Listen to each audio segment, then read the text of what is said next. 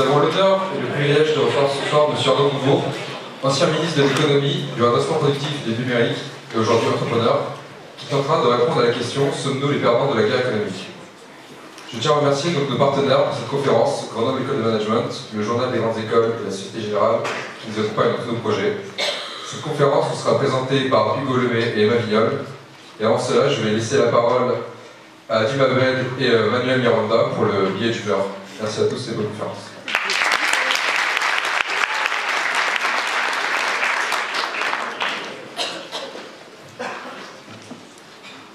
Bonsoir Monsieur Montebourg, bonsoir à tous. Vous voyez le jour le 30 octobre 1962, une année 62 riche en événements historiques, indépendance de l'Algérie, crise des missiles à Cuba, arrestation de Nelson Mandela, mais surtout l'invention du ticket resto. Un pur produit du génie français, un bel exemple de Made in France. On reviendra sur ce sujet, vous l'aurez compris. Mais revenons d'abord à vous. Dès 1980, vous étudiez le droit à l'université de Dijon. Et c'est à cette époque que vous adhérez au PS. Vous poursuivrez ensuite vos études à la Sorbonne et enfin à Sciences Po Paris. Vous y tentez le concours de l'ENA, auquel vous échouez. L'ENA, que vous qualifierez par la suite d'école de l'arrogance. Pas de regret donc? Ouais. Je disais pareil pour HEC. Enfin bon, vous devenez avocat en 89 et vous plaidez dans de nombreuses affaires médiatiques. Vous êtes donc avocat de formation, mais vous vous lancez en politique en 97 avec un premier mandat de député, un siège de député que vous occuperez jusqu'en 2012. Quelques caractéristiques marquantes de votre parcours politique. On vous considère comme un trublier, quelqu'un qui aime la rhétorique, le verbe. Vous êtes perçu comme quelqu'un de fidèle à ses idées, quitte à paraître parfois radical.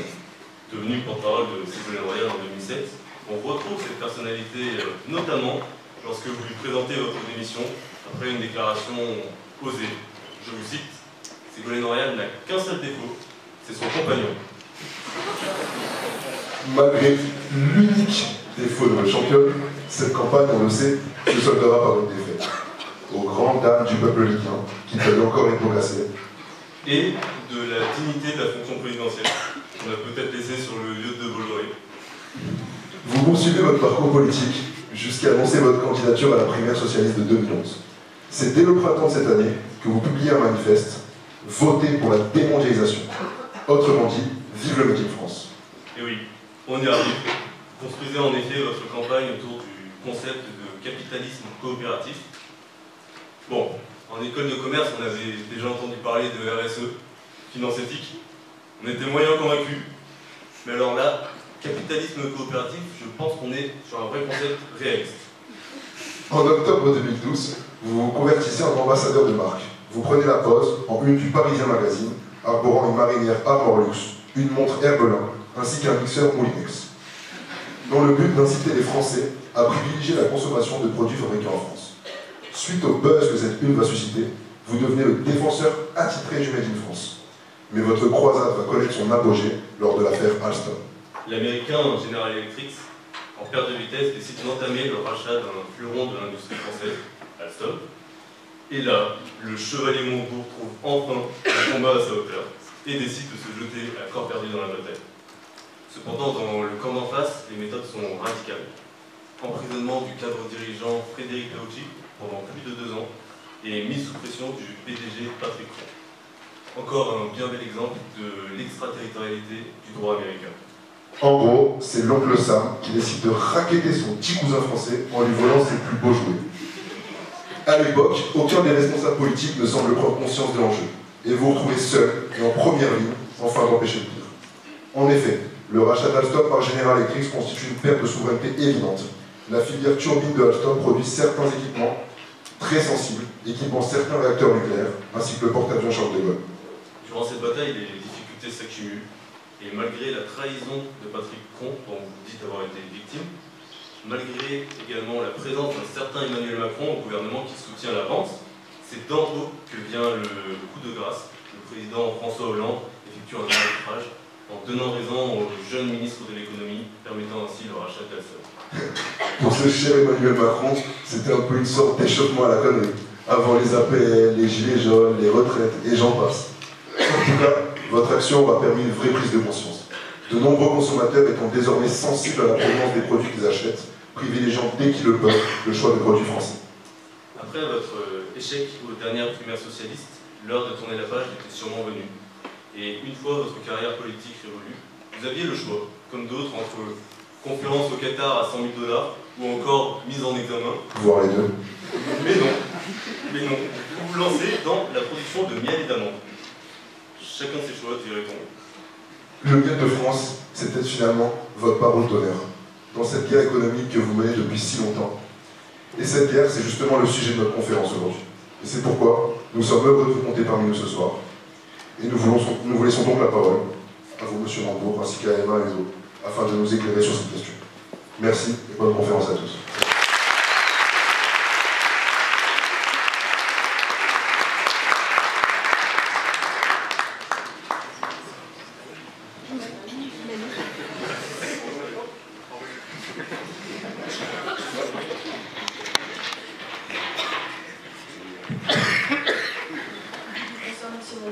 Bonsoir à tous et à toutes. Merci d'être venus aussi nombreux à cette conférence. Nous sommes aujourd'hui réunis autour de la question « Sommes-nous les perdants de l'économie ?» On peut se poser tout d'abord la question, c'est pourquoi cette question se pose. Et pour ça, j'ai trois petits exemples. En 2014, Alcatel a été racheté par le finlandais Nokia. En 2015, Alstom, enfin sa branche énergie, a été rachetée par l'américain General Electric. Et la même année, Lafarge, le cimentier, a été racheté par le Suisse Holcim.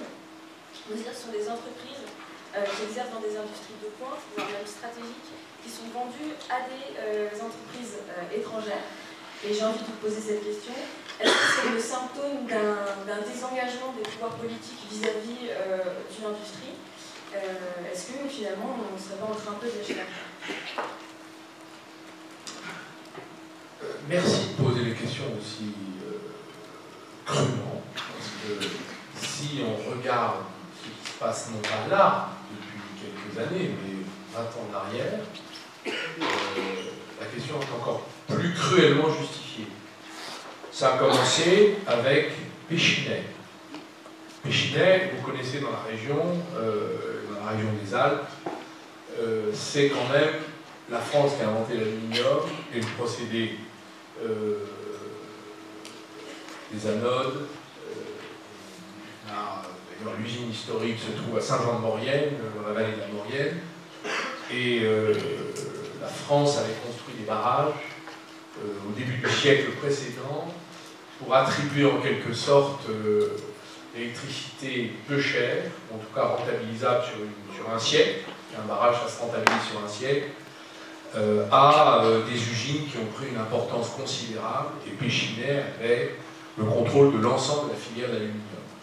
L'aluminium est un matériau fondamental et qui a connu un essor avec l'automobile et l'aéronautique. C'est un des matériaux légers qui est entré en substitution avec l'acier et pour l'instant on n'a pas trouvé de substitut à l'aluminium. Donc c'est stratégique de maîtriser et la technologie, les usines, le capital accumulé sur la maîtrise de l'ensemble des segments de cette chaîne de production, et pourtant en 2000, je crois que c'était en 2004, Péchinet a été racheté par Alcan.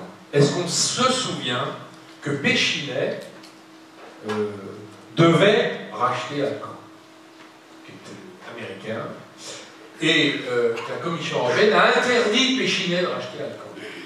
Et c'est donc Alcan qui a racheté Péchinet.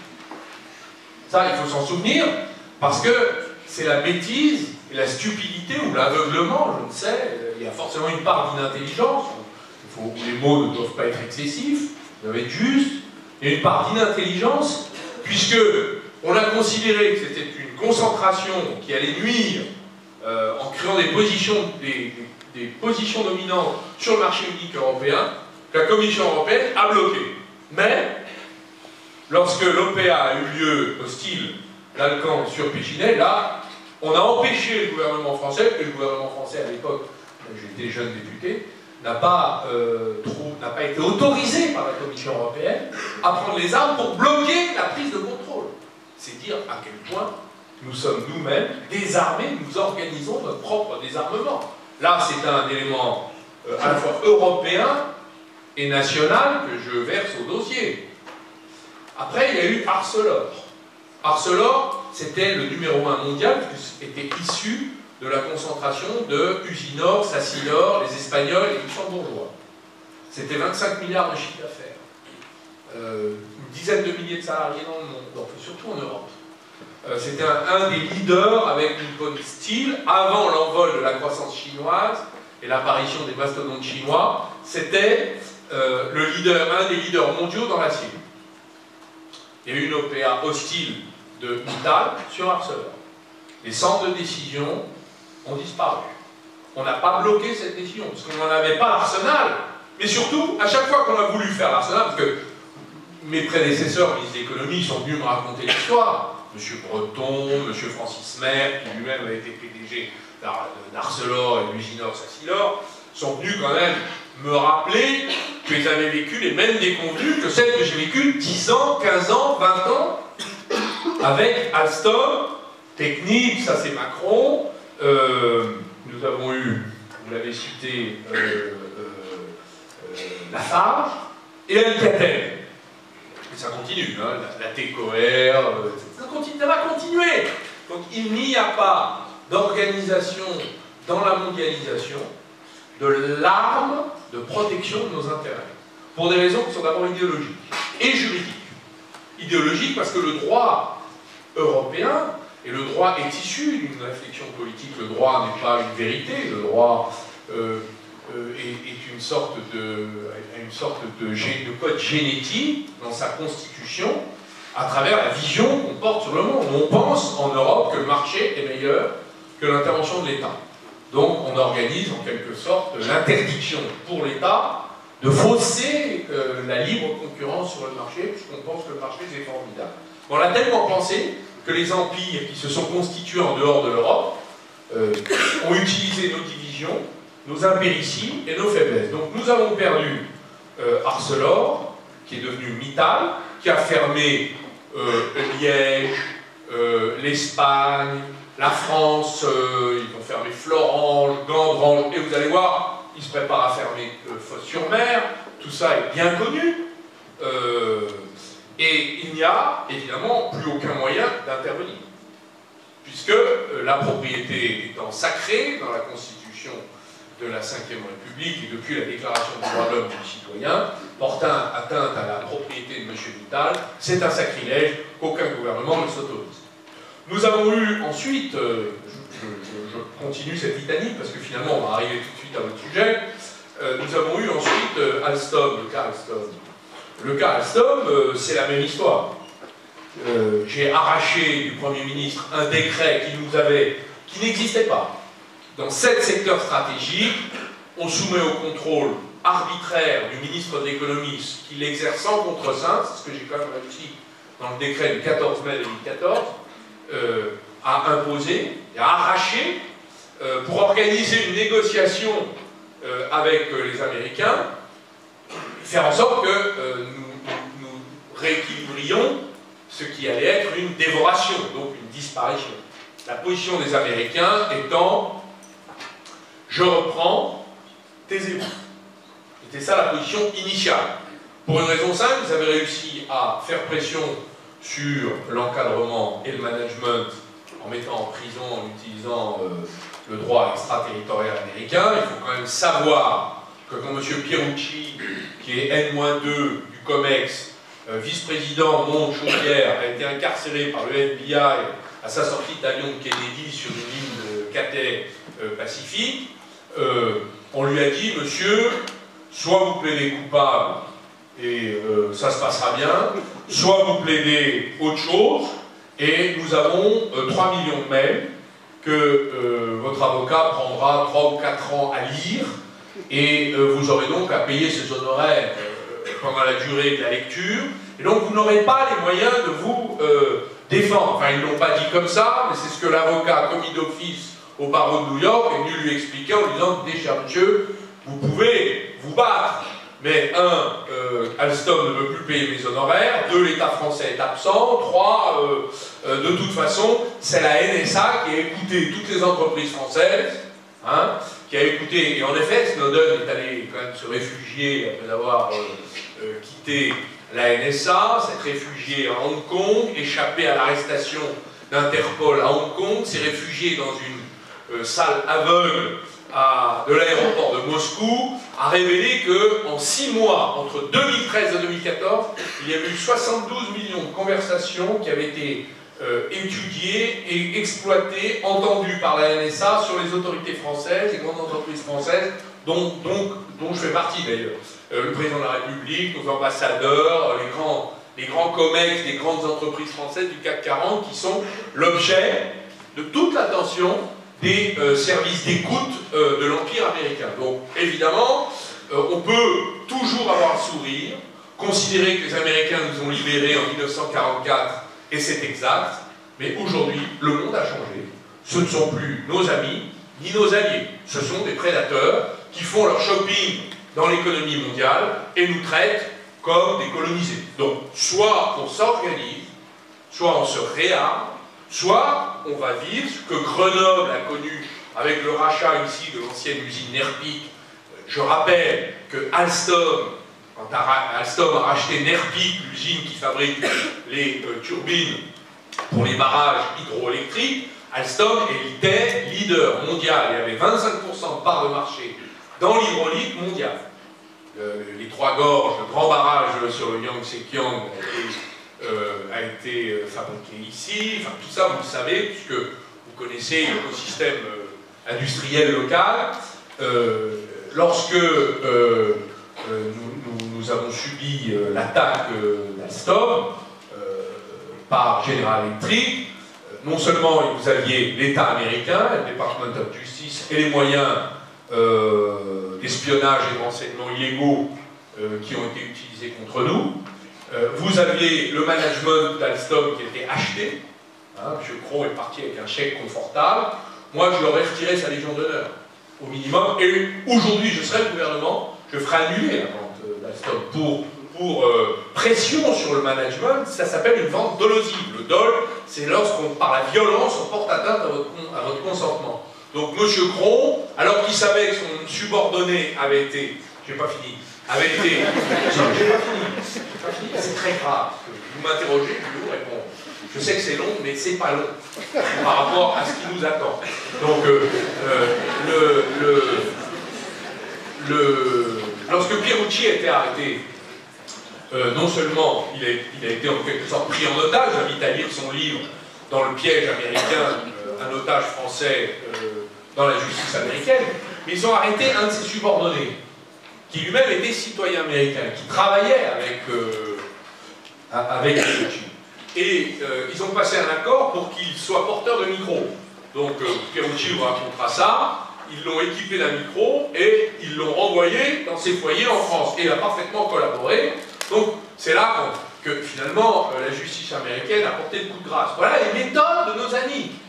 Voilà. Mais si vous demandez aux Chinois finalement ce qu'ils sont capables de faire, on n'est pas très loin de ce type de prédation. Il s'agit pour l'instant d'une guerre économique mondiale entre deux empires qui se confrontent, avec des risques d'ailleurs d'escalade qui peut déboucher sur une conflictualité de nature militaire. Tout cela a été analysé par les grands stratèges mondiaux, par les professeurs d'Harvard et beaucoup d'autres. Nous savons donc que si l'Union européenne, la France notamment, grandes nations industrielles, Royaume-Uni, France, Italie, Espagne et Allemagne, ne s'organisent, les autres ne comptent guère. Si nous ne nous organisons pas, nous allons finir en liquette. Si vous me passez l'expression. Voilà. Alors, je peux continuer. Technique est arrivé ensuite, non, parce que c'est votre question. Technique est arrivé. Non, je continue parce que c'est une litanie insupportable, aux oreilles de tous ceux qui ont je veux dire, qui s'intéressent à l'avenir économique de notre pays. Technique, qu'est-ce que c'est? Personne ne connaît cette entreprise. C'est une entreprise de plusieurs milliards de chiffre d'affaires, qui était cotée au CAC 40, qui a 70 000 employés dans le monde, c'est pas rien. Donc, siège social est à Paris. C'est toute la technologie pétrole, gaz, exploration et toute la technologie de la tuyauterie, extraction, transformation et chimie. Technique est issu des brevets de l'Institut français du pétrole qui a été créé par le général de Gaulle. Toute la recherche scientifique d'État était là-dedans. Dans le conseil d'administration de Technip, au moment de la fusion avec une boîte texane qui d'ailleurs était en faillite, qui s'appelle FMC, en 2016. Là, c'était M. Macron, c'était plus moi. Eh bien, mais c'était même pas elle, c'était M. Hollande. Eh bien là, vous avez eu la BPI, l'Institut français du pétrole, qui ont voté pour la fusion avec FMC. Est-ce que, la question a été posée, est-ce que c'était une fusion entre égaux? C'est comme ça qu'on nous l'a présenté. À l'époque, les cadres dirigeants, et y compris au COMEX de Technip, savaient que ce n'était pas une fusion entre égaux, puisque FMC était beaucoup plus petit et était en difficulté. Mais il y a eu un rapport de Goldman Sachs qui a expliqué que c'était un rapport entre égaux et que, néanmoins, FMC n'était pas en faillite.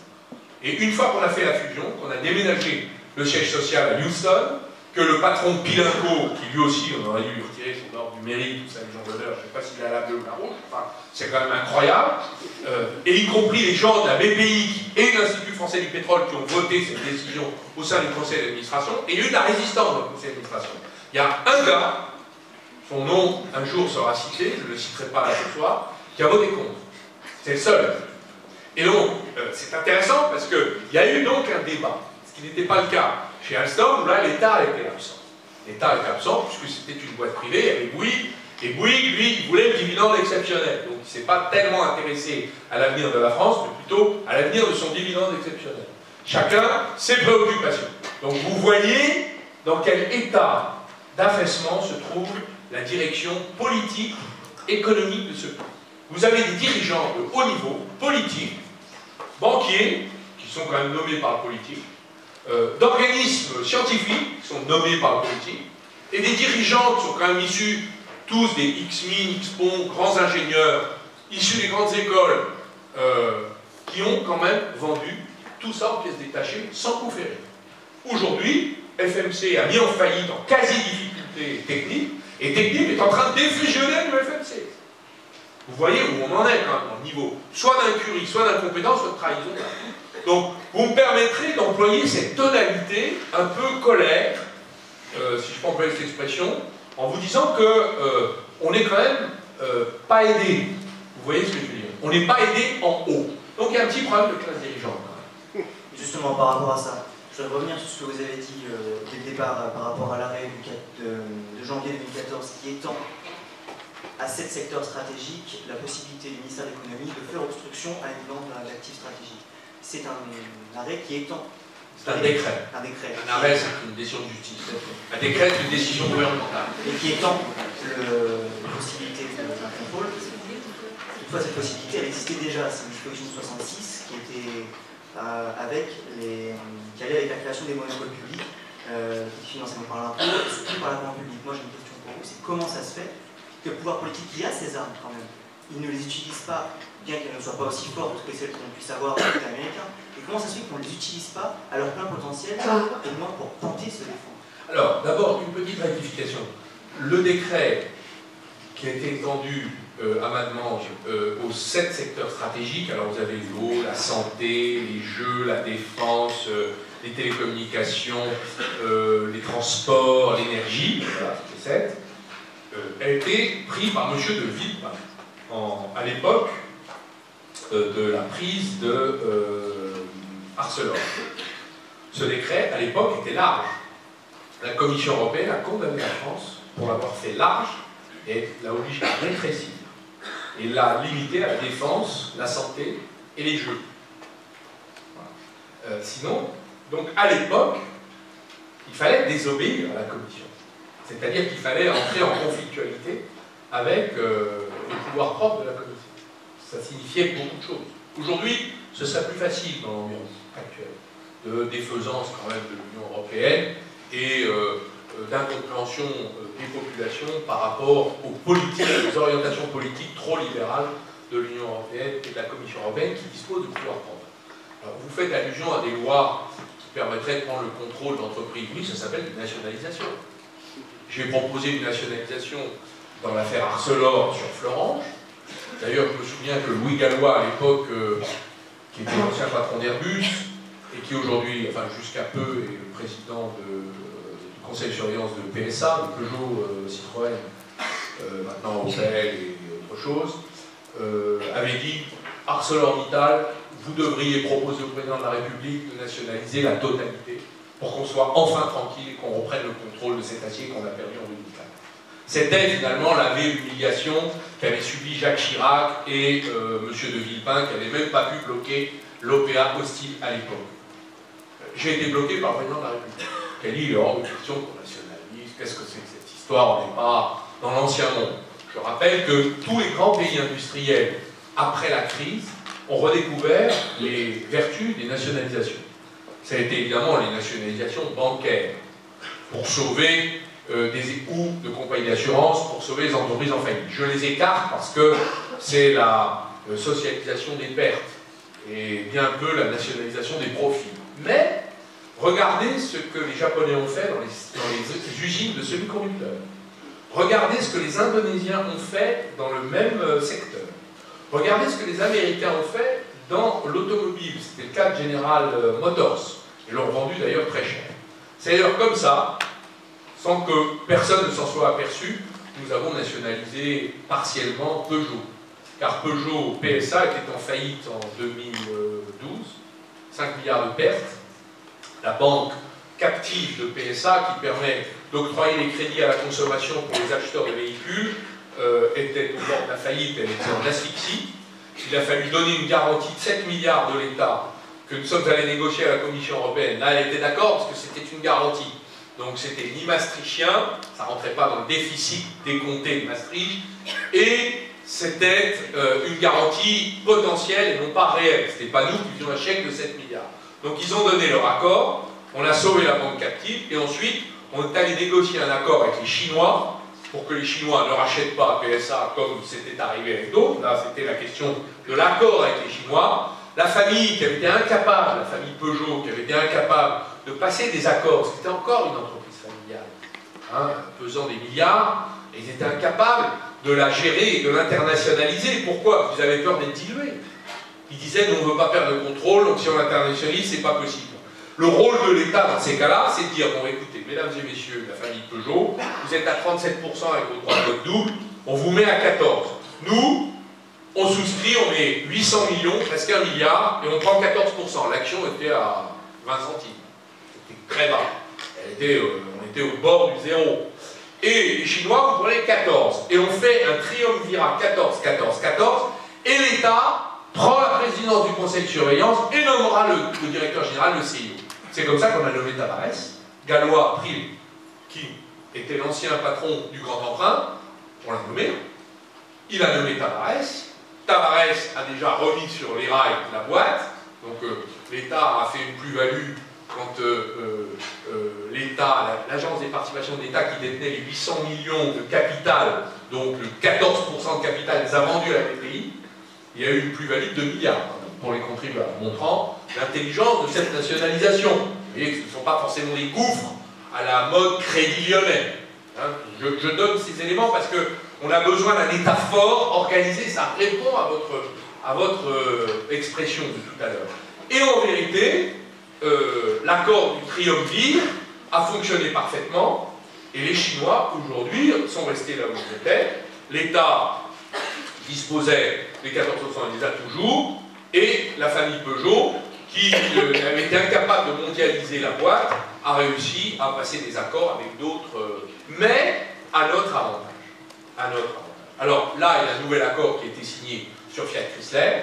Enfin, entre-temps, Tavares a racheté Opel, et Vauxhall en Grande-Bretagne, et l'accord avec Fiat Chrysler, moi j'ai fait mes remarques publiques, et je peux vous les refaire ici, on est un peu trop bas, nous, les Français, dans le capital.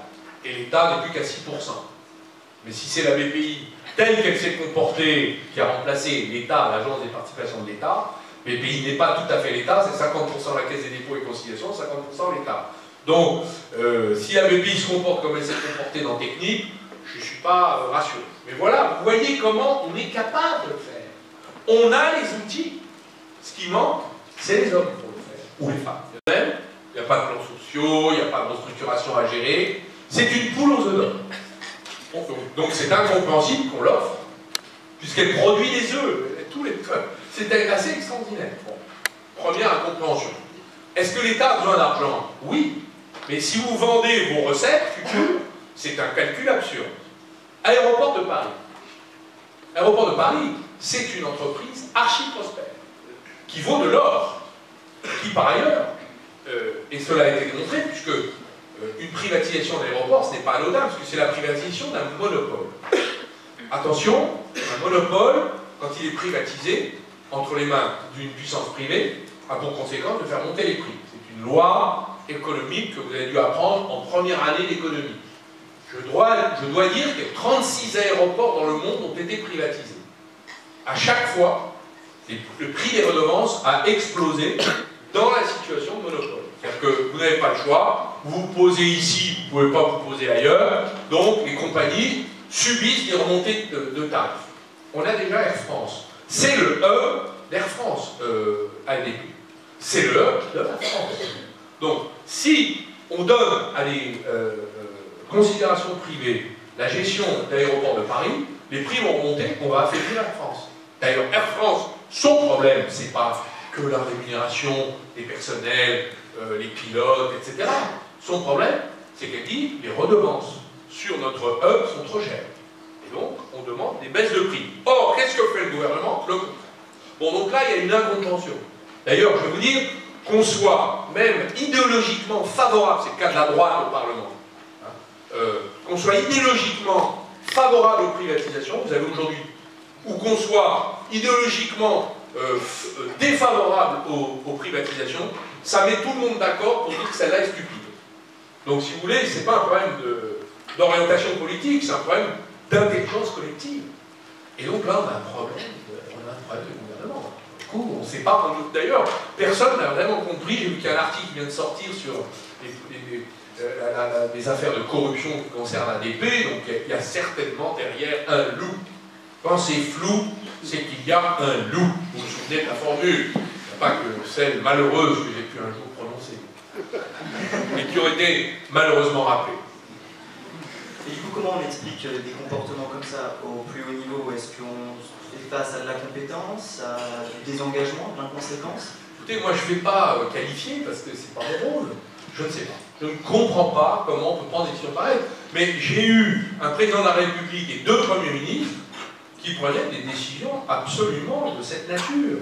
Et à chaque fois, c'était on ne peut pas, que va en penser le Financial Times? Enfin, c'est des considérations futiles par rapport aux enjeux d'une nation. Et notre nation est en situation industrielle et économique d'affaiblissement structurel. Je rappelle que nous sommes à peu près 11% de la valeur nationale en PIB industriel. Les Allemands sont à 23%, les Italiens à 19%, les Espagnols sont à 16%, même les Anglais sont à 14%. Alors, ils ont connu des périodes de désindustrialisation qui sont surmontées, et nous sommes en dessous d'eux. Donc les 5 grandes puissances industrielles, technologiques, européennes, nous sommes maintenant leur lanterne rouge. Il y a quand même une raison à ça. Donc à force de perdre les centres de décision, les laboratoires de recherche-développement, les emplois, la substance industrielle, la sous-traitance qui va avec, eh bien vous finissez par être finalement dans la main des autres. Un pays qui ne produit pas est un pays qui est dans la main de ceux qui produisent. Et ils produisent quoi? Ils produisent des normes, ils produisent des brevets, ils produisent des technologies, et ils inventent des produits. Et les produits de demain seront donc faits par les entreprises qui se trouvent ailleurs, sous des impulsions décisionnelles qui se trouveront donc ailleurs. Et c'est ça l'inquiétude qu'il faut exprimer ce soir. Et j'ai accepté volontiers votre invitation, parce que c'est l'occasion d'ouvrir les yeux à votre génération, pour qu'elle comprenne qu'elle n'entre pas dans un monde où la naïveté est recommandable. Il vaudrait mieux s'armer, et s'armer intellectuellement pour faire face aux temps difficiles qui se profilent. Si justement c'est le ailleurs qui possède nos actifs stratégiques, est-ce qu'on doit craindre pour une certaine dépendance de la France à des niveaux nucléaires par exemple? Bah, si vous voulez, on l'est déjà, bon, mais quand vous abandonnez des questions aussi stratégiques que l'acier, l'aluminium, l'énergie, parce que Alstom est notre pourvoyeur en énergie. Bien sûr, ils construisent des centrales à charbon, bien sûr, ils construisent des centrales à gaz, mais ils font tous les îlots conventionnels de nos centrales nucléaires, et je continue à dire que le nucléaire a encore un avenir important devant lui. D'abord parce que les Chinois construisent à peu près une par an. Quand je dis une, c'est plutôt deux et demi, c'est à vérifier. Les Russes ont un carnet de commandes démentiel à travers leur entreprise qui est Rosatom, qui construit des centrales nucléaires dans le monde entier, particulièrement en Europe. Pourquoi? Parce qu'il faut décarboner nos usages énergétiques, et que le nucléaire permet de le résoudre, ce problème d'urgence climatique. S'il n'y avait pas d'urgence climatique, on pourrait encore arbitrer entre l'un et l'autre. Mais il n'y a pas d'autres solutions. Si vous voulez décider d'implanter à hauteur de ce que nécessite la consommation énergétique actuelle, même en admettant qu'elle diminue selon le scénario de l'association l'ONG Négawatt, très intéressant, vous voyez qu'en faisant décroître la consommation d'électricité et donc d'énergie, vous voyez bien que s'il faut installer des éoliennes et des énergies intermittentes, vous voyez d'abord que les panneaux solaires et les éoliennes ne fonctionnent que par intermittence, c'est-à-dire au mieux 50% du temps. Donc déjà, vous implantez de l'énergie ou des équipements qui ne fonctionnent que 50% du temps. C'est une des raisons pour lesquelles on est à 20%, 22%. Et si on veut augmenter ça, vous allez avoir après des conflits d'usage avec les sols pour le solaire, et puis les éoliennes, vous avez un problème de soutenabilité par rapport aux populations qui commencent à avoir marre d'avoir des éoliennes partout. Donc on peut encore, il y a encore de la place, et notamment en mer et offshore, mais c'est un problème d'arbitrage. Et dans l'arbitrage du nucléaire, il est évident que maîtriser les turbines qui transforment la vapeur issue des chaudières nucléaires en électricité est stratégique, y compris pour nos bâtiments militaires qui sont à propulsion, comme vous le savez, nucléaire. Donc nous avons perdu ça, et d'ailleurs il n'est pas trop tard pour les racheter. Je soutiens la proposition d'un certain nombre d'ingénieurs, il y a 50 polytechniciens ou spécialistes qui sont exprimés dernièrement pour le rachat. De même, je suis pour qu'on rachète la boîte que GR Electric a pris à Alstom et est en train de vendre aux Chinois, qui est à Grenoble. Pourquoi? Parce que nous avons besoin de maîtriser l'énergie propre. Donc l'énergie propre, c'est l'hydraulique. Je suis venu le dire il y a 2 ans dans l'intersyndicale, 2 ou 3 ans dans l'intersyndicale. Je n'ai pas tellement, malheureusement, de raison de changer d'avis, parce que la situation ne s'est guère améliorée sur ce plan-là. Et GR Electric est en difficulté. Non seulement ils ne tiennent pas leurs engagements que j'ai arrachés de haute lutte avec ce décret qu'il m'a été permis d'utiliser non pas comme blocage de la vente, ça, Hollande ne voulait pas, mais comme outil de négociation pour améliorer les conditions de la vente, ben même ça, ils ne l'ont pas respecté. Voilà. Donc ce travail-là, c'est un travail politique. Donc votre responsabilité comme citoyen, c'est 1, d'ouvrir les yeux, 2, de comprendre ce qui se passe, et 3, d'agir en conséquence. Là où vous êtes, où nous sommes. Moi, je suis dans des petites entreprises, j'ai encore la possibilité de l'exprimer, je l'exprime. Mais quand on est au gouvernement, les responsabilités plus importantes. Cette indignation, elle est partagée par des parlementaires qui ont ouvert une enquête qui a été menée par Olivier Marleix. Quand on regarde, le rapport a été rendu en 2018, quand on regarde cette enquête parlementaire, est-ce qu'on peut dire qu'on a fait du chemin et que cette indignation qu'on peut partager ce soir, elle a trouvé un écho qui est susceptible d'aboutir ou pas? On a fait du chemin dans les consciences, c'est certain. On a pris conscience de la fragilité de notre secteur industriel et de la nécessité d'utiliser des armes qu'on n'aurait pas utilisées pour cause de préjugés idéologiques. C'est pas bien de nationaliser, ça se dit pas dans une école de commerce, mais c'est pas le problème. Je ne suis pas d'ailleurs un acharné de cette méthode. Il y a des nationalisations qui ont échoué, des privatisations qui ont échoué. Ce qui est intéressant, c'est de réussir à maintenir des outils économiques. Si on peut le faire sans aller jusqu'à priver de propriété les actionnaires, faisons-le, mais c'est très difficile, surtout quand ils ont des orientations qui sont contraires aux intérêts nationaux.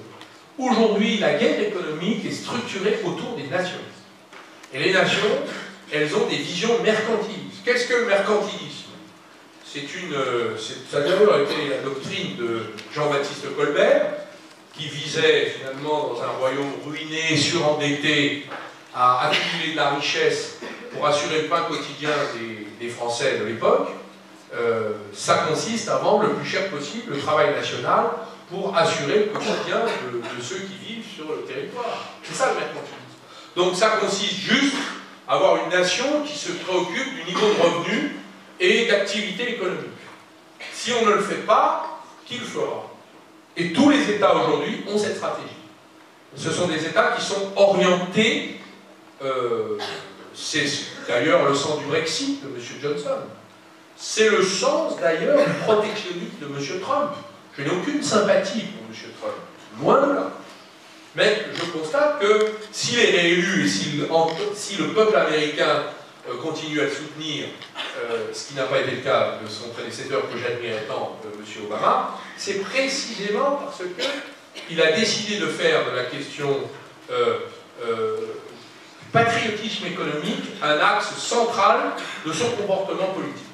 C'est très intéressant. Si vous regardez les Chinois, c'est un patriotisme nationaliste absolu.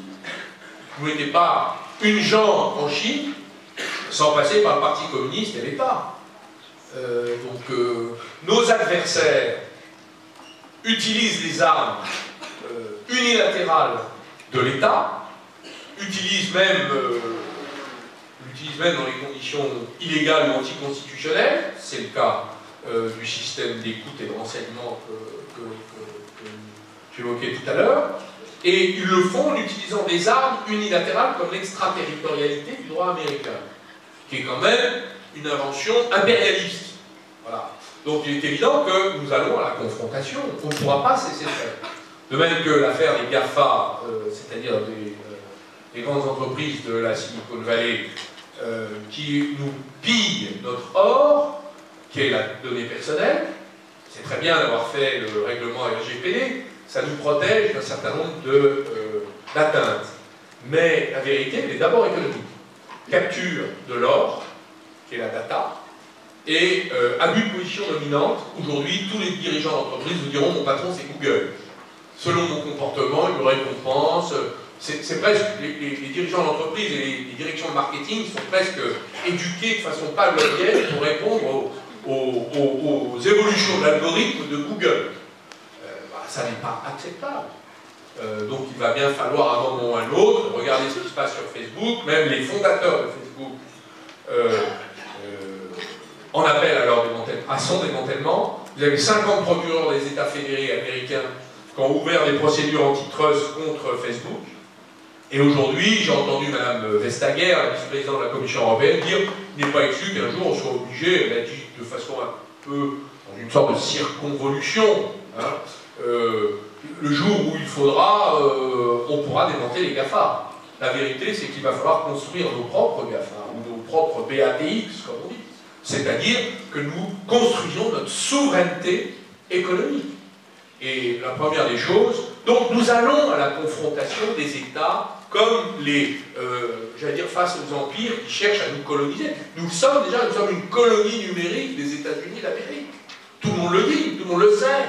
Donc, qu'est-ce qu'on fait puisqu'on est colonisé et qu'on se fait prendre, capturer notre richesse?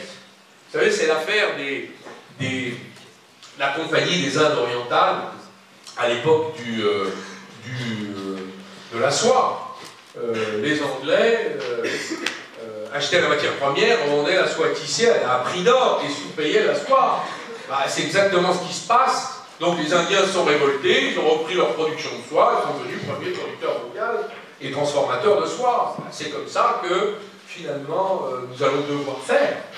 Alors nous n'avons pas le Mahatma Gandhi de l'Union européenne, nous en sommes loin. Madame van der Leyen n'a pas tout à fait le profil psychologique. C'est quelque chose de très complexe en fait, parce que On a l'impression que les seuls à pouvoir faire valoir nos intérêts, c'est nous-mêmes, c'est l'État français. Or, même avec une bonne volonté qu'il n'a pas toujours, il peine à le faire. Il y a les Américains d'un côté qui nous vassalisent, les Chinois à qui on ne peut pas forcément faire confiance. D'un autre côté, vous êtes très critique vis-à-vis de l'Union européenne et de sa politique très libérale. Donc finalement, c'est quelle échelle qui est plus pertinente? Vous avez, votre question est très juste parce que vous voyez bien le vide dans lequel nous nous trouvons. Vous voyez les nuages qui s'accumulent et il n'y a personne dans le ciel. Et les B-52 arrivent et qu'est-ce que nous allons faire? On se fait bombarder et il n'y a plus personne. La chasse ne décolle plus. Bon. Elle ne décolle pas au plan européen, je vais le dire. Je vois qu'il y a quelques éléments bougés qui sont positifs et qui peuvent relever de notre amour ou notre préférence pour l'optimisme. Mais la réaction européenne, et ce n'est pas faute, moi j'ai passé 2 ans et demi au gouvernement, j'ai passé mon temps à Bruxelles à monter des majorités pour essayer de faire bouger tout ça. Il n'y a pas de majorité dans l'Union européenne. L'Union européenne est un immense paradis. Donc vous avez des minorités de blocage qui se bloquent et se contre-bloquent, et donc en conséquence, il n'y a pas de décision qui sort. Donc l'Union européenne ne fera rien, ne peut rien faire, parce que les Européens sont divisés. Ils sont achetés par les uns, par les autres. Vous ne pouvez rien obtenir d'Allemagne. Pourquoi? Parce que l'Allemagne a une économie extravertie, donc c'est-à-dire tournée vers l'exportation quasi exclusivement, elle ne s'intéresse pas à son marché intérieur, ne relève pas les salaires, ne stimule pas, n'investit pas, les routes sont dans un triste état, on ne fait même pas les ponts, même le parti de Mme Merkel réclame des dépenses supplémentaires, et le Bundestag le refuse. Enfin, vous voyez, on est dans des situations absolument incroyables. Donc, vous avez des excédents allemands qui sont plus importants que les excédents chinois, et donc l'économie allemande vit sur l'exportation. L'exportation où? En Chine et aux États-Unis. Et donc là, les Allemands commencent à comprendre que cette stratégie qui a duré 10 ans, car les excédents de l'Allemagne sont aussi nos déficits à nous, puisqu'ils ont joué sur la compétitivité. Et donc là, on se retrouve en situation de déséquilibre, où on n'a pas d'unité européenne pour faire face aux menaces, et où les Allemands jouent cavalier seul. Donc il n'y a pas de couple franco-allemand sur l'essentiel, c'est-à-dire les menaces vis-à-vis de nos économies. Les Allemands se sont fait piquer une boîte de robotique qui s'appelle KUKA, excusez-moi, Yuka, c'est une autre chose que vous connaissez bien comme moi.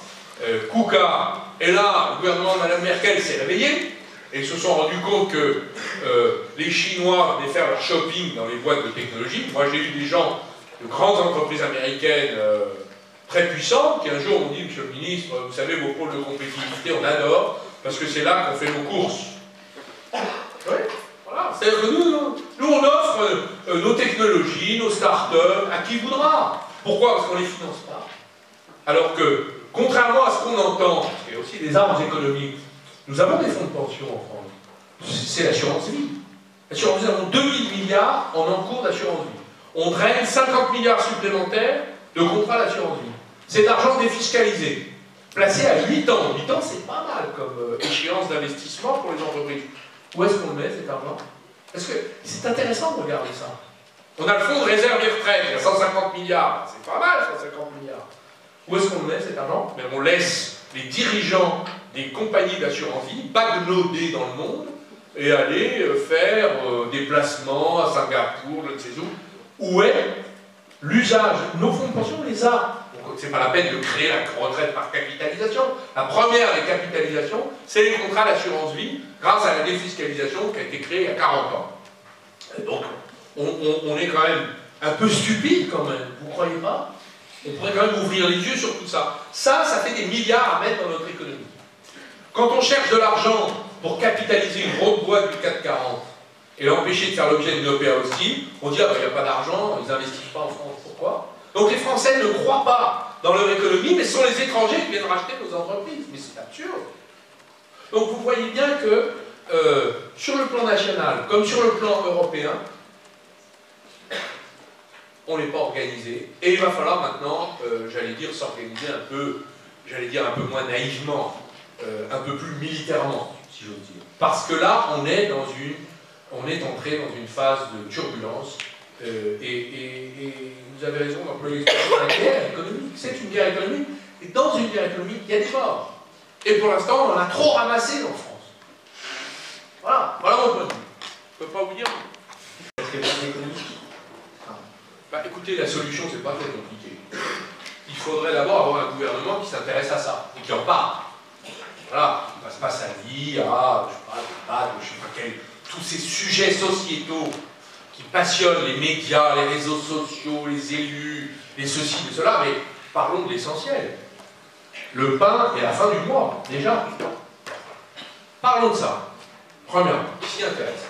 C'est pas très compliqué, de mobiliser le système financier en l'obligeant, puisqu'il est déjà ordonné en fait, en l'obligeant finalement à mettre une partie de ses encours dans l'économie. Premièrement. Deuxièmement, moi je considère que le système bancaire ne fait pas son travail. Donc moi, je serais assez favorable à ce qu'une banque soit nationalisée et fusionne avec la BPI, parce que la BPI c'est tout petit, c'est 5%, 5 à 7% du crédit. Il faudrait prendre une banque qui pèserait un peu plus et qui, une des deux grosses banques qui passe son temps, donc 80% du bilan, c'est du placement sur les marchés, c'est pas de la transformation épargne-investissement part d'investissement dans les entreprises.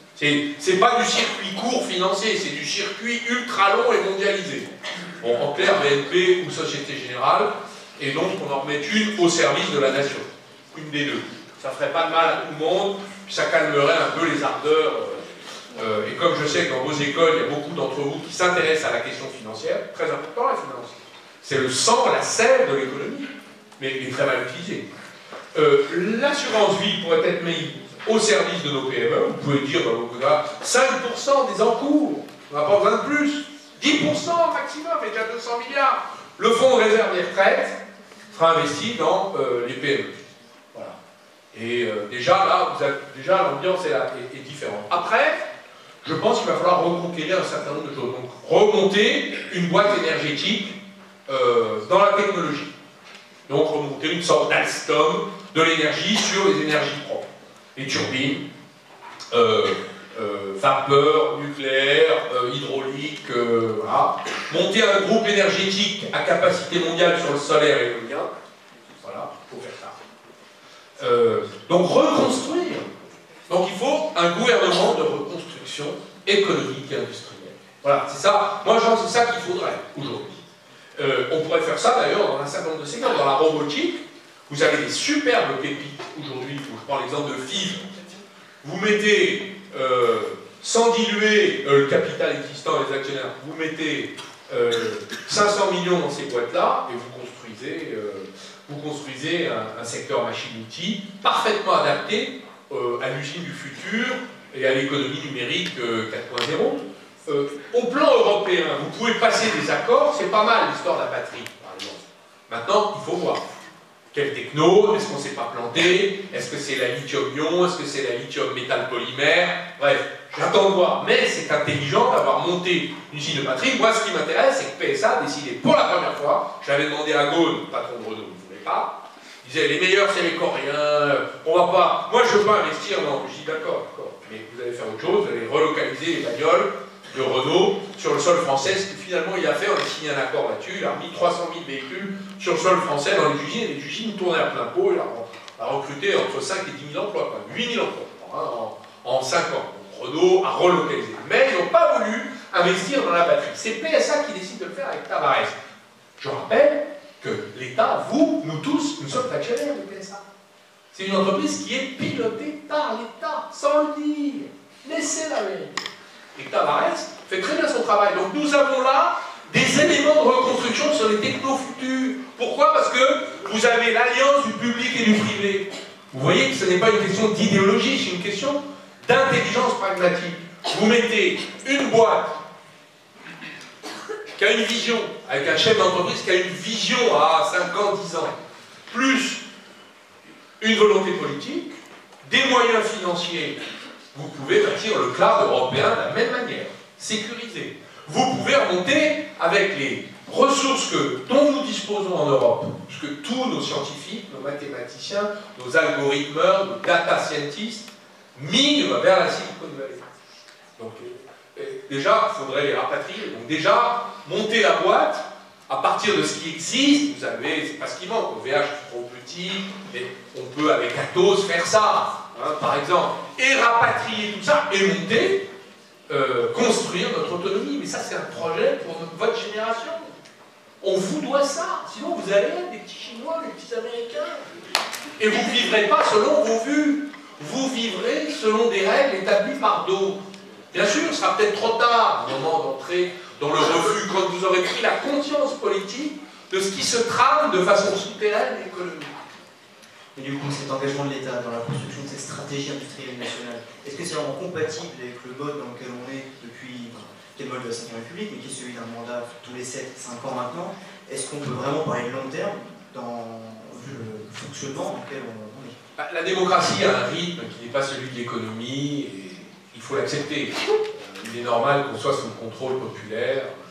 La démocratie, c'est la moins mauvaise des solutions, après avoir écarté toutes les autres. Donc il faut l'accepter. Qu'est-ce qui exclut que dans une démocratie on puisse avoir des programmes transpartisans qui se succèdent malgré les alternances? Moi j'ai regretté que j'ai été viré par Hollande et remplacé par Macron. Pour des raisons parfaitement admises, en ce qui me concerne, c'était un consentement, c'était un divorce par consentement mutuel. J'étais plus d'accord avec cette politique. Très bien. Donc nous sommes quittés, je dirais pas bons amis, mais en tout cas dans une sorte d'indifférence. Et je dois vous dire que Macron est arrivé derrière. Quand je lui ai passé les pouvoirs, je lui ai dit, écoute mon vieux, il avait bossé avec moi pendant 2 ans à l'Élysée. Je lui ai dit, écoute mon vieux, t'as qu'un truc à faire, c'est ce que tu veux, hein, c'est toi le ministre maintenant. Mais t'as qu'un truc à faire, continue les 34 plans industriels que j'ai montés. Il y a de l'argent public et de l'argent privé sur les plans industriels.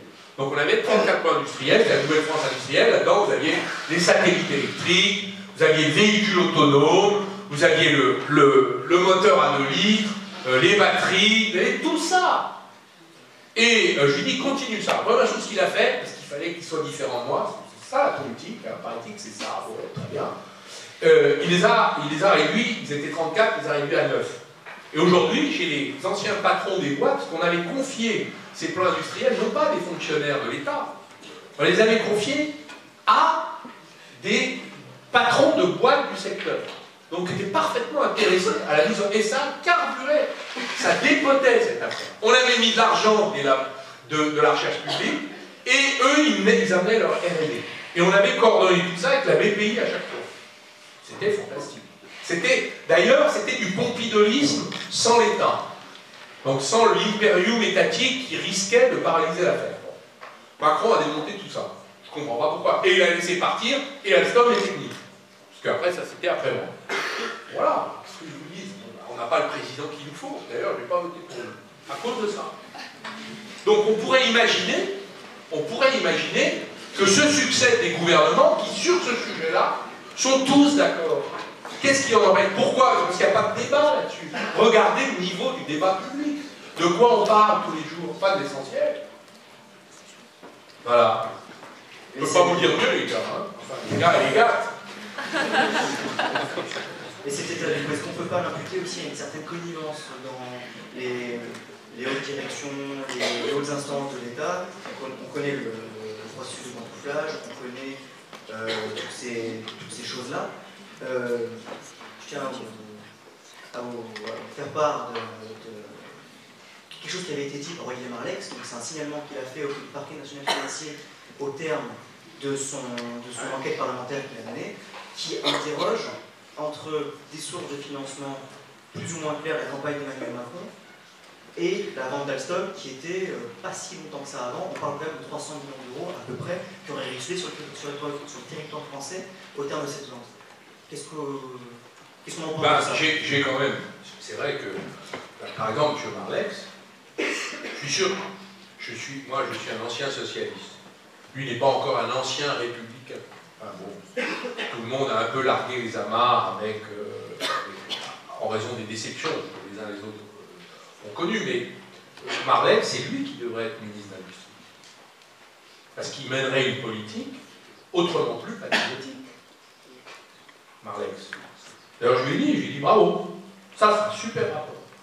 Alors, il a découvert dans ses enquêtes, en effet, moi ça m'avait échappé, je n'avais pas vu ça parce qu'on était dans la bagarre, mais après, il a quand même découvert que les Américains ont acheté toutes les agences de com, tous les avocats d'affaires, toutes les banques d'affaires. Avec leurs alliés Alstom, Donc ils ont contrôlé tout le truc.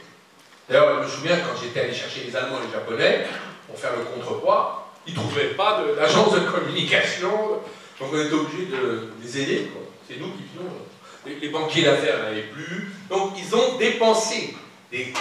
Donc la somme a été donc exhumée, 300 millions d'euros d'honoraires distribués sur la place de Paris. Vous savez, quand les Américains débarquent, ils descendent des Champs-Élysées en Buick et mettent Marilyn Monroe sur le capot et ça roule. Et ils jettent les dollars par les fenêtres. Ben, ça a marché. Regardez, ça a marché. Ils ont fait du charme à la télé. Ils avaient les meilleurs communicants pour leur préparer leur brief. Et puis, M. Pernaut était d'accord, M. Pujadas aussi, voilà, et puis ça passe. Et le président de la République dit on ne va pas s'opposer à ça. Voilà. Ça passe comme ça. Mais c'est plus possible. Ça, c'est l'ancien monde. Ça n'est plus possible. On n'est pas, on est entré dans un monde beaucoup plus dangereux où nous risquons de perdre ce que des générations entières ont construit. Donc j'alerte la nouvelle génération, soyez hautement conscients de ça. Et c'est une des raisons pour lesquelles j'ai fait le voyage, comme je le fais à chaque invitation. Je fais beaucoup de conférences devant des autres écoles, de quelque nature, d'ingénieurs, de toutes sortes, d'universités, de facs, d'écoles de commerce, parce que je tiens à ce que vous en preniez conscience. Puisque j'ai un fils qui a réussi un concours comme vous, dans une école de celle dans laquelle vous étudiez, et je lui dis, lis des livres, intéresse-toi, regarde l'actualité, n'entre pas dans quels que soient tes choix de carrière, et j'ai envie de vous dire ce que je dis à mon propre fils, quels que soient vos choix de carrière, n'y entrez pas naïvement.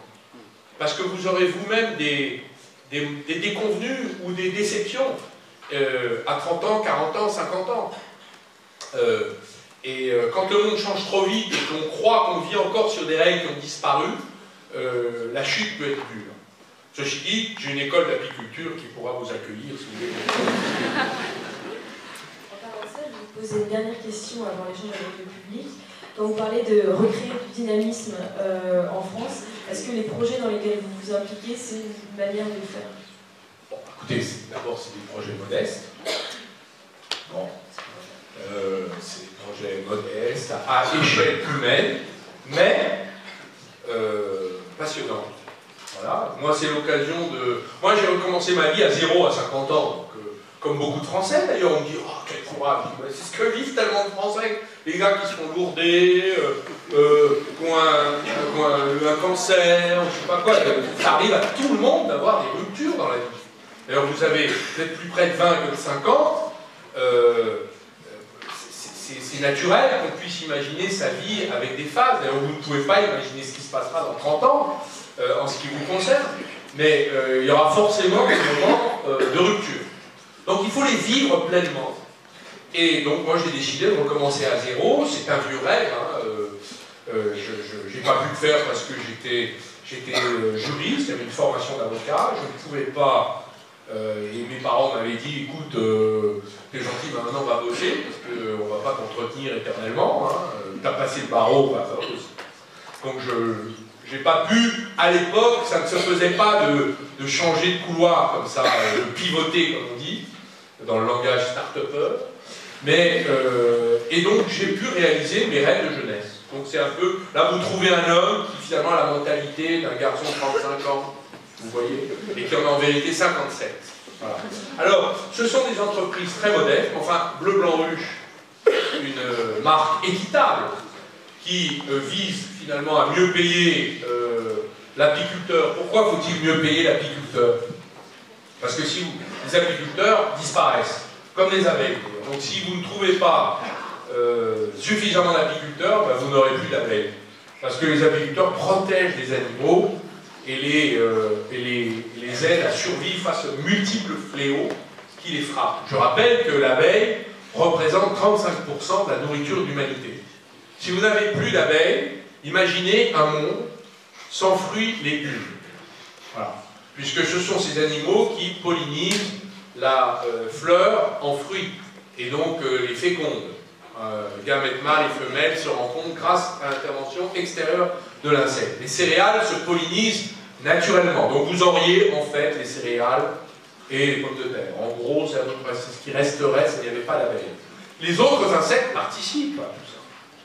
Mais les abeilles, c'est 35% de la nourriture de l'humanité. Donc, on peut s'en moquer. Mais moi, ça m'a toujours travaillé un peu. Lorsque j'étais élu, j'ai fait des campagnes électorales, je tombais chez les apiculteurs. Je ne comprenais pas pourquoi elles mouraient. Et à l'époque, ça n'était ni un sujet scientifique, 10 ans derrière, ni un sujet médiatique, ni un sujet politique. Aujourd'hui, ça l'est devenu, et j'essaie d'y contribuer aussi, mais une entreprise est faite pour apporter des solutions à des problèmes. Elle règle des problèmes. La politique aussi, mais l'entreprise aussi, l'ONG aussi, le conseil municipal aussi, on essaie de résoudre des problèmes. Donc cette entreprise, elle vise à mieux payer l'apiculteur, en contrepartie de quoi celui-ci augmente ses cheptels. Donc c'est très simple, on a acheté l'année dernière 94 tonnes à 45 apiculteurs situés dans toute la France apicole, France des terroirs, puisque l'abeille fait parler la plante, puisqu'elle la butine, et la plante délivre son nectar et son pollen. Et c'est là l'arôme, la variété du miel et la tonalité du goût. Et donc, nous avons choisi 45 apiculteurs dans toute la France. Nous leur achetons leur miel entre 5 et 18% plus cher que le prix de marché. En contrepartie de quoi, ceux-là nous ont proposé des plans de repeuplement trisannuels, donc sur 3 ans, et jusqu'à ce jour, ils ont installé 2732 ruches. Il manque 13 millions de ruches en Europe. Il en manque entre 500 et 800 000 en France. 2700, c'est un début, mais vous voyez qu'on a beaucoup de travail. Donc il va falloir qu'on vende beaucoup de miel bleu blanc ruche. Donc allez-y, bleublancruche.fr. D'ailleurs, je note, pour tous les étudiants qui veulent, ou les autres, qui veulent devenir nos ambassadeurs, c'est-à-dire nos vendeurs à domicile de miel, on vend le miel à domicile, pour arrondir vos fins de mois, allez sur le site bleublancruche.fr, page ambassadeur, vous pouvez devenir un de nos revendeurs.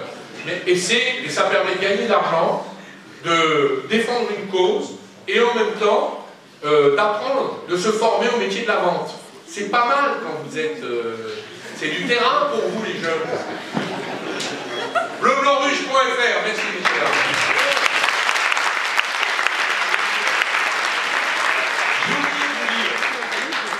C'est une entreprise modeste. On a quand même fait pour notre première année pleine en 2019 415 000 € de chiffre d'affaires. C'est pas si mal. C'est pas si mal.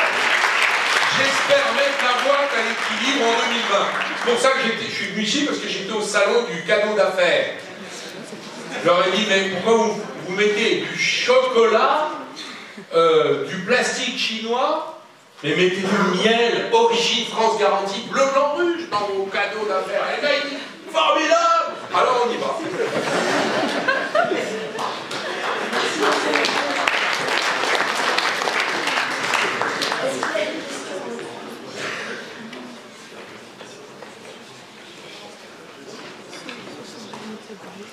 Bonsoir monsieur. J'ai vu cette semaine que Airbus allait payer peut-être une petite amende, et du coup je me demandais si la loi Sapin 2 c'était une réussite, et si on pouvait avoir d'autres lois un peu dans ce genre prochainement. Voilà. Écoutez, je voudrais... Merci de votre question, monsieur. Comme vous le savez peut-être, mais je vais essayer de résumer la situation. Le système de la loi anticorruption, sur la base de laquelle sont ordonnées par le Department of Justice des États-Unis d'Amérique ces poursuites, date de 1977. Pourquoi n'y a-t-il pas eu de poursuites avant les années 2005-6? Parce que le 11 septembre a amené le gouvernement des États-Unis à organiser un système de renseignement et d'écoute mondiale pour lutter contre le terrorisme, et qui a été détourné de ses fonctions avec l'autorisation du législateur américain.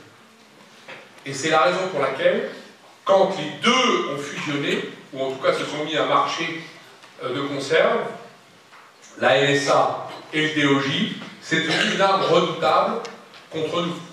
Donc vous en avez eu plusieurs, la BNP, vous avez eu Siemens, vous avez eu Alcatel à l'époque de la fusion de Lucent.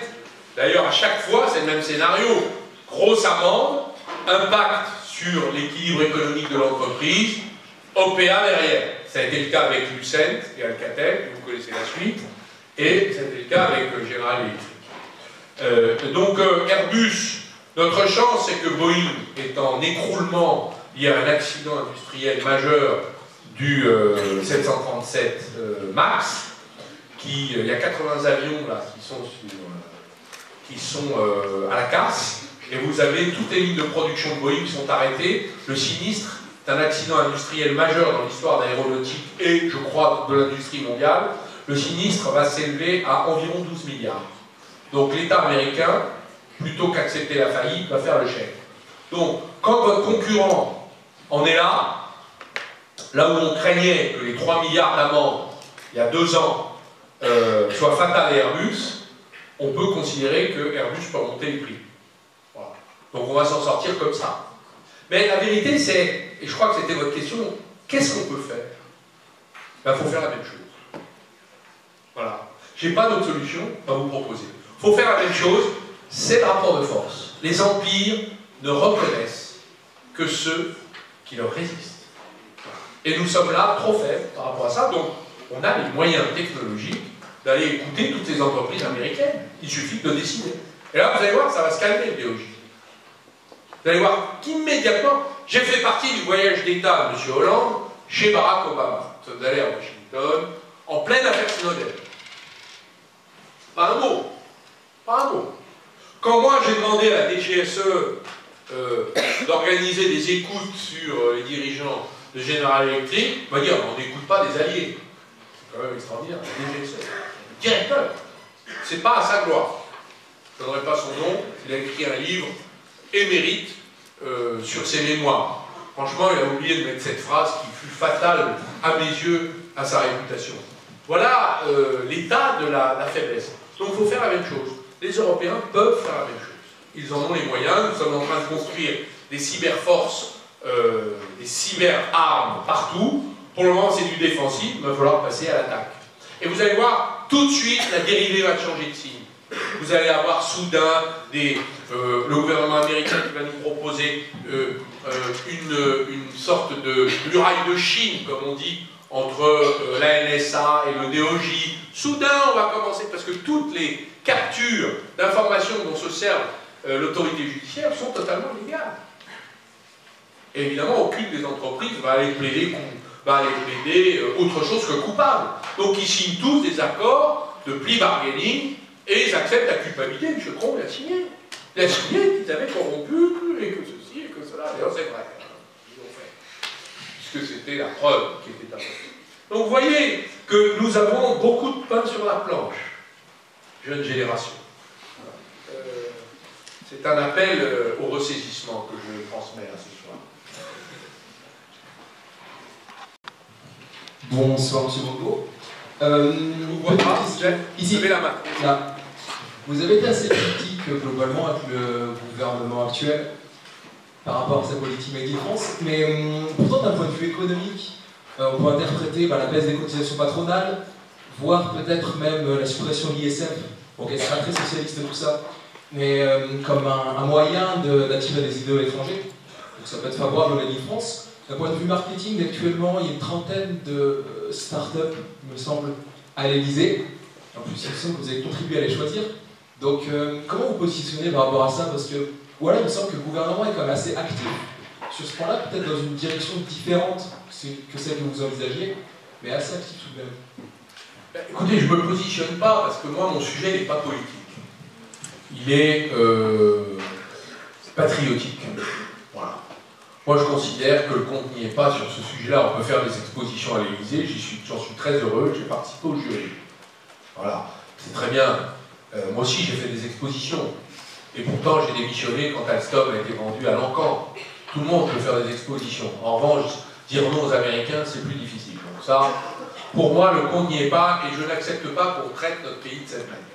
Voilà mon point de vue. Alors après, les politiques de baisse de charge, ça existe depuis 30 ans, depuis bas, on a un chômage de masse, endémique, On nous dit que le chômage baisse, c'est pas faux, il y a une augmentation des embauches, enfin, il y a surtout une augmentation explosive des radiations à cause de la réforme du chômage. Donc, tout ça c'est très bien, mais on a besoin de mieux et on peut travailler davantage la cohésion nationale autour de l'outil de travail. Car il faut passer un compromis social puissant autour de nos outils de travail. Comment on défend ceux qui travaillent dans ce pays? Comment on les rémunère? Et ça marche. Ça concerne autant le patron que l'entreprise, que le salarié. C'est tout le monde, que le cadre.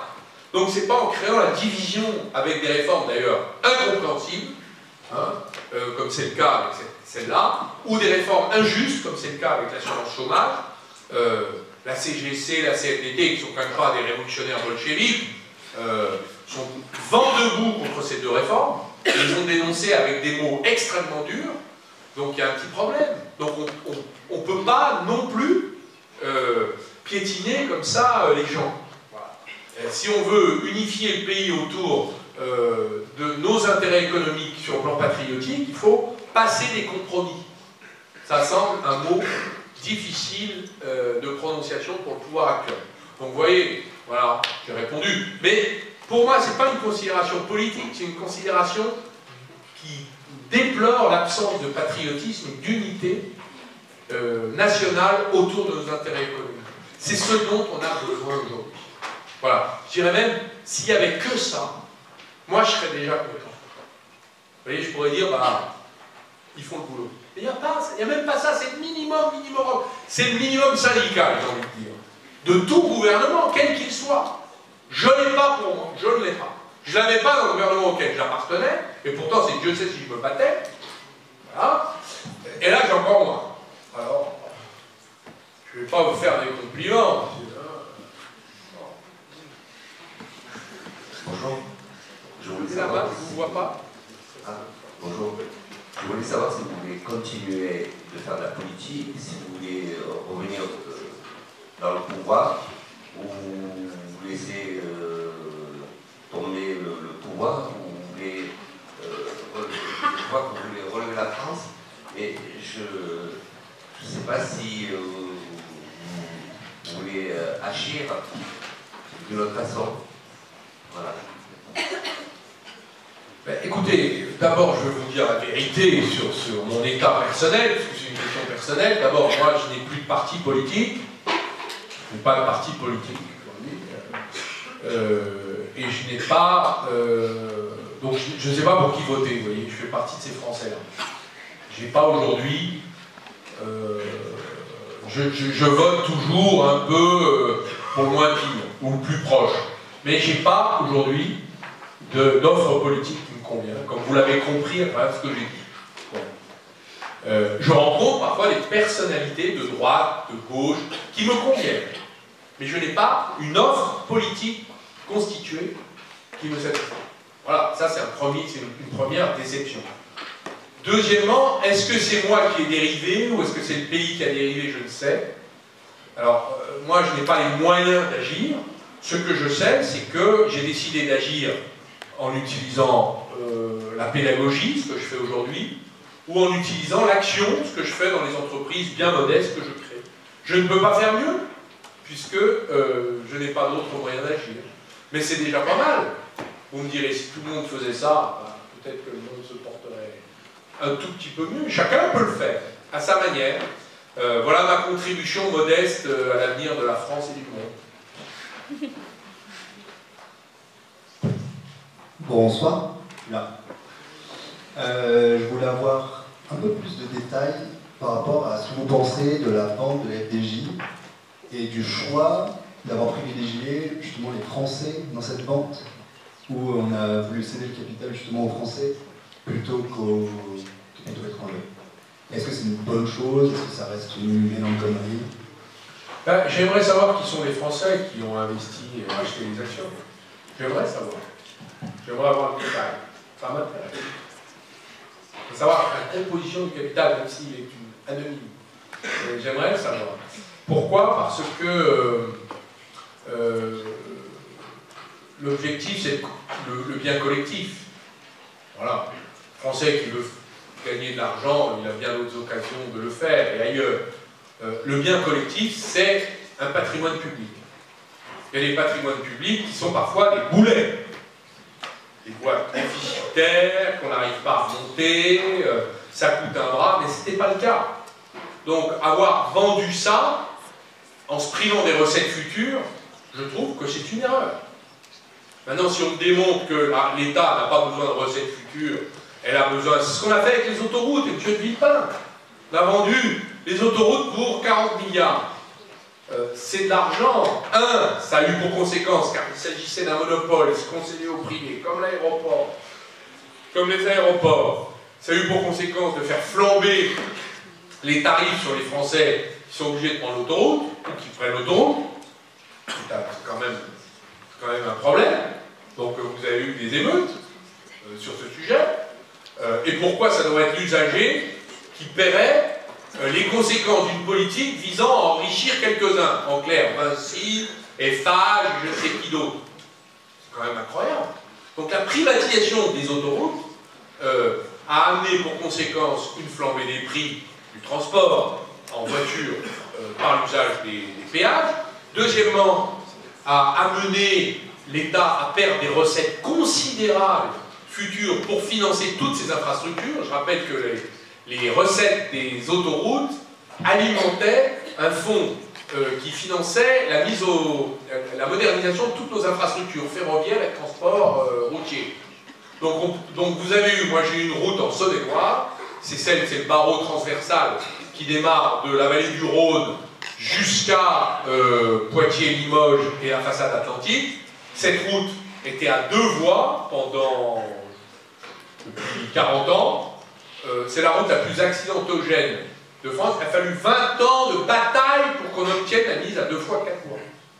Voilà. Et un jour, on nous a dit, c'était le gouvernement de M. Sarkozy, nous a dit, on va la privatiser, on va faire une autoroute. Et là, il n'y avait pas le choix parce qu'il n'y avait pas de nationale à côté, c'était la nationale. Et ça passait entre des défilés de collines élevées, de falaises. C'est une des raisons pour lesquelles la privatisation des autoroutes a été un désastre, parce qu'on n'a pas pu faire d'investissement public en infrastructure, parce que l'État n'avait plus les recettes affectées, les citoyens ont payé cher, et tout ça pour les profits délirants de fonds d'investissement comme Macquarie, qui investit dans les infrastructures, et qui vote tous les ans les augmentations de péage parce qu'il veut tirer sur la tirelire. C'est comme les Chinois qui ont profité de la privatisation de Toulouse-Blagnac. Encore une réussite de l'actuel président qui était à ma place, au ministère de l'économie. C'est quand même... Donc, si vous voulez, moi j'attends de voir si c'est les Français ou si c'est les possédants qui ont déjà beaucoup. Parce que pour acheter des actions, il faut avoir de l'argent. C'est pas distribué aux Français. Vous voyez? Il faut avoir de l'argent, il faut les acheter, les actions. À un cours quand même élevé. Donc, qui? Voilà. Je crois avoir répondu. Encore une question, du coup, je suis là, j'espère que vous m'excuserez, je reviens à la charge. Alors, concernant notre capacité d'écoute des entreprises étrangères, j'ai entendu dire qu'en réalité, on n'en était pas vraiment capable, notamment parce qu'on utilise des logiciels, enfin les services utilisent des logiciels type Palantir, qui sont des logiciels américains, et que finalement, ils pourraient récupérer nos données.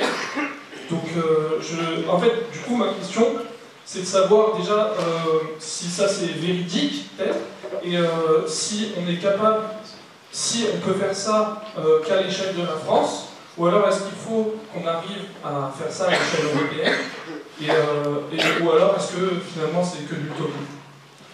Ce que vous dites est parfaitement exact. Palantir, les nouveaux, les Américains et les Chinois sont dans le système, de données confidentielles. Donc, on a accepté. L'affaire Huawei en est un exemple, ça fait partie du problème. Les décisions européennes ne sont pas favorables à l'interdiction de Huawei, ce que je regrette. Donc en effet, il faut prendre des mesures de protection de nos intérêts. On peut le faire nationalement, ça ne pose aucun problème. La France est un très grand pays, il ne faudrait pas répéter ce que disait M. Alain Minck, qui est le penseur attitré et puissant qui nous dirige depuis tant d'années. Il disait la France est un canton suisse. Je pense que c'est son cerveau qui a la taille d'un canton suisse. Parce qu'en vérité, la France est une grande puissance Et elle n'a eu de cesse, parce qu'elle se sous-estimait ou s'auto-dénigrait, elle a eu de cesse que de s'affaiblir là où elle aurait pu se renforcer dans des proportions extraordinaires et devenir encore plus forte. Regardez ce qu'un petit pays comme la Corée a réussi à faire. Ils ont notre taille et ils règnent sur beaucoup de secteurs dans le monde. Ils n'ont pas le même modèle social, environnemental, c'est certain, ni même politique. Mais c'est intéressant de voir ce que dans la mondialisation, des pays petits, en taille, mais en dynamisme démographique, sont capables de faire sur le plan économique. Ça permet de réfléchir ce qu'un pays comme le nôtre est capable de faire. Par ailleurs, la France a une parole, depuis le tréfonds de l'histoire, qui est attendue et entendue. Elle a donc une responsabilité devant le reste de l'univers, et contrairement à ce que les Français pensent d'eux-mêmes, ils se croient avoir une espèce de dépression collective, ils se croient inefficaces, arrogants. C'est pas vrai. La France a un prestige inégalé dans le reste du monde. Elle est vantée. Et Dieu sait si beaucoup d'étrangers, je crois que vous pouvez l'expérimenter à travers vos voyages, vos futurs voyages, elle est admirée. Car elle a un modèle économique créatif, elle a un modèle social généreux et envié, et elle est en train, si elle réussit ça dans la lutte contre le changement climatique, elle est peut-être capable de se placer à l'avant-pointe de la mutation, de la transformation du capitalisme. Parce que la vraie question, c'est quand même la transformation du capitalisme, la façon dont il va devoir digérer les enjeux de lutte contre le dérèglement climatique et de décarbonation de l'économie. Et là, ce sont des milliards d'investissements qu'il va falloir faire. Donc les traités européens, le quantitative easing, tous ces expédients sur lesquels nous vivons depuis maintenant 20 ou 30 ans, je parle des règles, et puis des pratiques qui sont arrivées avec la crise, ne sont pas à la hauteur des enjeux qui nous attendent si nous voulons finalement être à la hauteur des générations naissantes. C'était peut-être le mot de la fin. Non, ça l'est. Une dernière question. Bonsoir Monsieur Montebourg. Bonsoir Monsieur. Vous nous avez parlé de souveraineté de l'État, de retrouver un patriotisme économique, de vanter le Made in France, qui sont des très belles valeurs. Mais aujourd'hui, comment mettre ces valeurs en œuvre dans l'Union européenne, qui finalement, dans ses traités et son fonctionnement dès l'origine, va à l'encontre de ces valeurs-là. Les hommes politiques, depuis des années, nous parlent de refonder l'Europe, d'une nouvelle Europe, de modifier les traités, mais tout ça ne vient pas, les années passent et l'État perd de plus en plus de souveraineté. Donc maintenant, comment faire? Est-ce que ça doit être radical comme les Anglais et sortir de l'Union européenne? Ou quelle est la solution à tout ça? Merci. Vous posez une question difficile, mais tout à fait pertinente. Nous ne sommes pas comme les Anglais. Nous avons l'euro et une rupture sur l'euro nous serait extrêmement préjudiciable. C'est ce que je m'acharne à dire à tous ces gens qui viennent me harceler, les rois du Frexit en France, M. Asselineau. Je leur dis, écoutez, je peux vous dire tout ce que M. Asselineau est venu me voir au salon du Made in France où je défendais ma marque Leblanc. Il est arrivé avec 18 caméras, et il a dit, M. Montebourg, répondez à la question que je vais vous poser. D'accord. Il a dit, voilà, nous sommes d'accord de A à Y, mais pas Z, la sortie de l'Union européenne. J'ai dit, écoutez, M. Asselineau, j'ai fait chiffrer à Bercy les conséquences d'une sortie unilatérale de l'euro pour l'économie française. C'est moins 12 points de PIB. Si elle est non concertée, unilatérale. La crise de 2008-2009, c'était moins 3. Donc c'est x4 en négatif. Donc vous aurez 5 millions de chômeurs de plus, et vous aurez la révolution dans le pays. Donc je pense que M. Asselineau n'a pas mesuré tout à fait ce qu'il défend. Néanmoins, la question que vous posez sur l'Union européenne, c'est la constitution juridico-politique de l'Union européenne, pour moi, est morte. Je ne parle pas de l'euro, j'en ferai une exception. Mais tout le reste, les règles sur lesquelles on a construit le marché unique, les règles relatives à la circulation des capitaux, les règles relatives à tous les problèmes que l'Union européenne a voulu traiter ou n'a pas traité ou a mal traité, dans tous les sens du terme, pour moi, sont obsolètes. Donc il va bien falloir, à un moment ou à un autre, la politique agricole commune. Je suis intarissable sur cette question tout à fait fondamentale. Elle nous a mis finalement à placer les agriculteurs européens et français sur le marché mondialisé sans aucune protection. Conséquence, on est en compétition avec des exploitations sud-américaines de 300 000 hectares. Et nous, on a le pays du bocage avec maximum 100, 150 hectares quand tout va bien. Mais quel est le sens de tout ça? Est-ce qu'on ne doit pas réinventer autre chose? Donc pour moi, beaucoup de politiques seront renationalisées. Moi, je suis favorable, par exemple, à la renationalisation de la politique agricole. C'est-à-dire, nous, on est contributeurs nets, monsieur. On donne 40 milliards à l'Union européenne, on en reçoit 30. Ben, c'est très simple. On va faire du Thatcher de Gaulle. Moi, c'est ça que je me proposerais. C'est-à-dire, écoutez, nous, on arrête avec ces traités, ça ne correspond plus aux valeurs sur lesquelles l'Union européenne doit vivre. Et s'il y a des désaccords, il faut se retrouver avec les pays fondateurs du premier cercle, qui sont... C'est là qu'est le PIB, c'est là qu'est la force, c'est là qu'est la puissance et la possibilité d'agir. Donc, c'est très simple. Soit on arrive à trouver un compromis sur les fondamentaux pour nous défendre, nous protéger contre les empires, nous laisser libres de faire, c'est ce que Giscard appelait dans le traité constitutionnel européen la subsidiarité, c'est-à-dire tout ce qu'un État peut faire, il doit le faire, et tout ce qu'un État ne peut pas faire, il doit le faire avec les autres, et non l'inverse.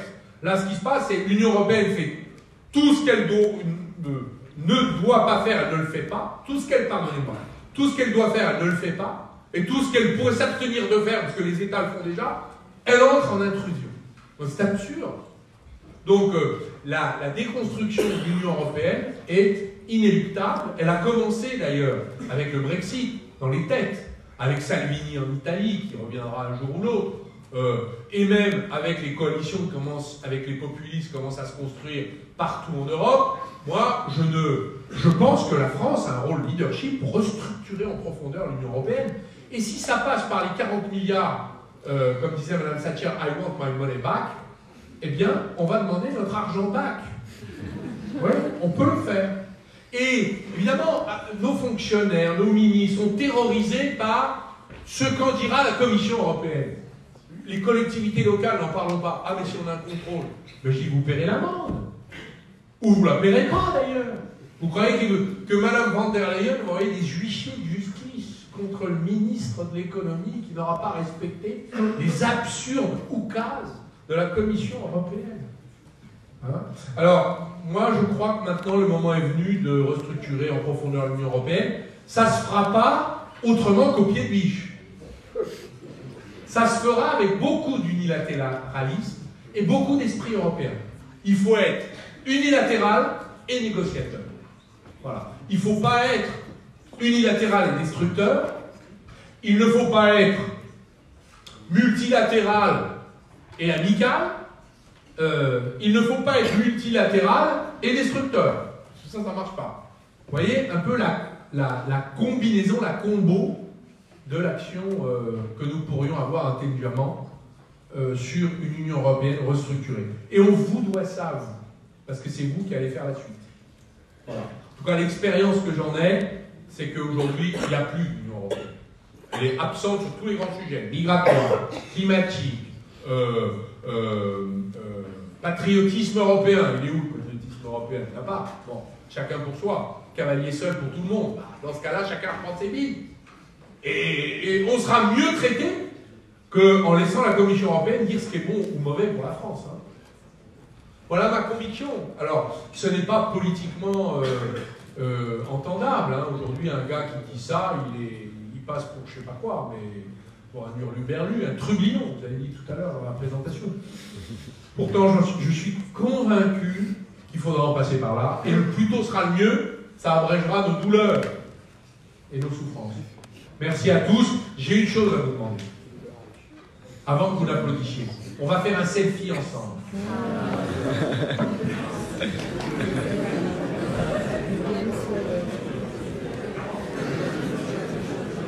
C'est une tradition personnelle, je suis désolé de vous l'infliger. C'est à prendre des bouffées.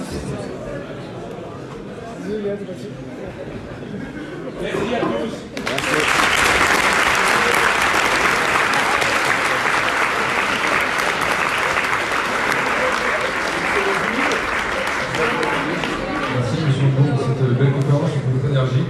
Merci également à tous ceux qui étaient là ce soir. Merci à tous et bonne soirée.